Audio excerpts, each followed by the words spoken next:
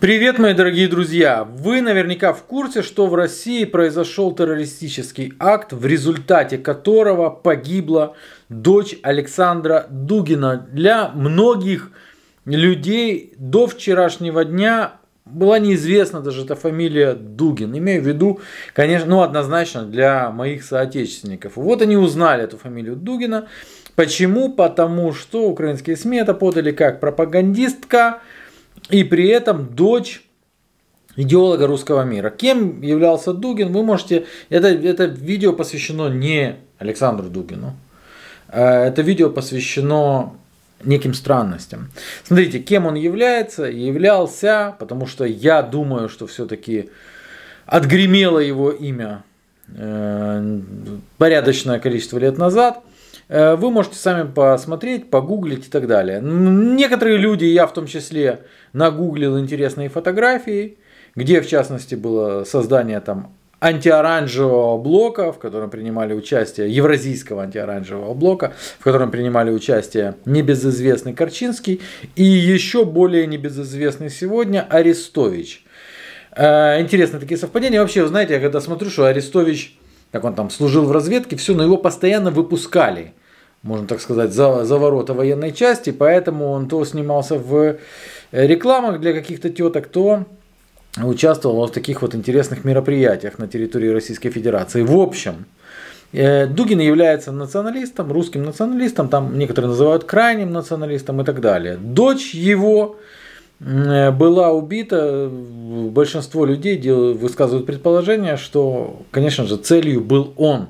Но в этот момент он не поехал на данном автомобиле. Также рассказывается о том, что это был праздник для семей, то есть там семейный праздник, что этот автомобиль стоял на парковке, и в принципе взрывное устройство могло сработать, по-разному бывает работает, взрывное устройство могло сработать до того, как девушка выехала с парковки. То есть бывает всякое. В общем, высказываются всевозможные предположения. Следственный комитет Российской Федерации сделал глубокомысленное замечание о том, что это было заказное убийство, спланированное. В принципе, мы это знали и без Следственного комитета Российской Федерации. Мое мнение, что исполнителей будут искать очень долго и не факт, что найдут. Но обратим внимание на заявление украинской стороны. То есть первое, что можем подумать, конечно же, это сделал Киев. Это сделал официальный Киев. Почему? Потому что Дугин, идеолог русского мира, он основной и все так далее. Но при этом многие люди, которые знают о творчестве Дугина, не понаслышке о том, чем он занимается, сказали, что это однозначно преувеличение. И что британские санкции, которые были введены в отношении как Дугина, так и его дочери, также это преувеличение, потому что Дугин много лет уже не влияет на политику Кремля так, как это было когда-то, или так, как это кому-то кажется. Достаточное количество людей сделало такого рода заявления. Давайте почитаем, как Киев говорит, что это не мы. Подоляк сказал наконец-то, что это не они, мы не имеем никакого отношения. Подчеркиваю, что Украина, безусловно, к этому не имеет отношения, потому что мы не уголовное государство, которым является Российская Федерация, тем более не террористическое государство, заявил Подоляк. По его мнению, РФ начинают внутренне разваливаться, и потому они будут использовать для увеличения идеологического информационного давления, для того, чтобы началось определенное перераспределение внутреннего идеологического пространства. Подоляк мастер заявлений, которыми он любуется. То есть он любит вот такие слова. Идеологическое пространство, делить идеологическое пространство и так далее. То есть видно, что он все равно приписывает Дугину некоторую влиятельность, из-за чего его хотели убить некие внутренние силы, которые, по всей видимости, не поделили с ним эту влиятельность. Теперь по поводу террористического и нетеррористического государства. Регулярно происходят террористические акты на территориях, занятых Российской Федерацией. И эти террористические акты освещаются не только украинской прессой, но и официальными лицами как нечто очень хорошее. То есть происходит, прямо говорю, подрывы автомобилей. Гибнут люди в результате подрывов автомобилей. Это террористические акты. Но когда террористический акт устраивается в рамках партизанской войны, то, конечно же, он становится чем-то хорошим. Дугин.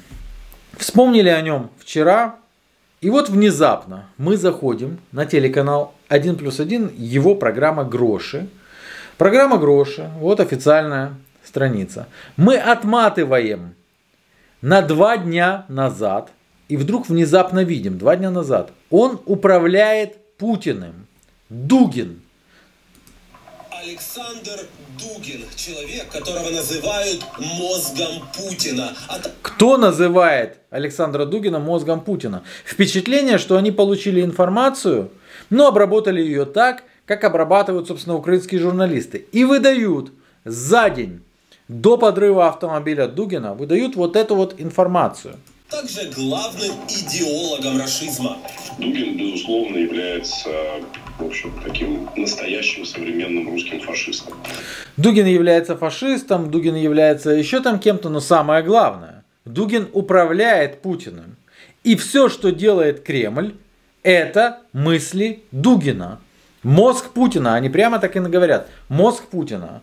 Проходит день, и через день взрывается автомобиль Дугина. Конечно же, можно сказать, это в чистом виде совпадение. А я вам могу сказать, что я не верю в такого рода совпадения.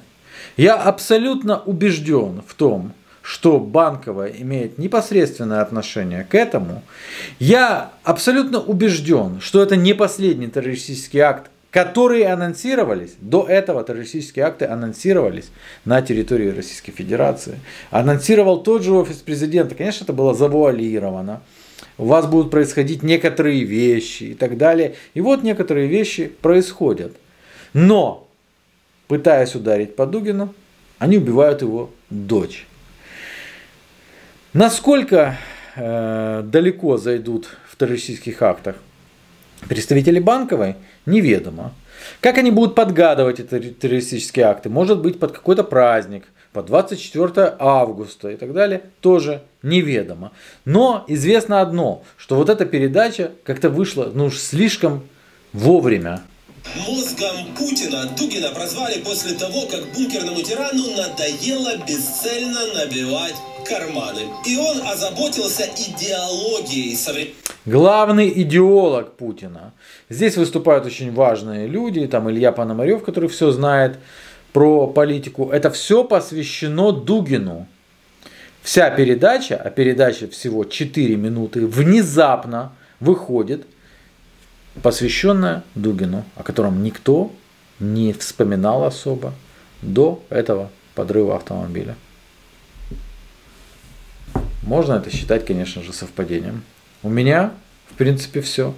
Просто я так понимаю, что брать ответственность за террористические акты, которые сейчас проходят и будут проводиться, Банковая все-таки не будет спешить. Но полунамеками они дают понять, что вот доберемся до каждого. Будем наблюдать. До свидания.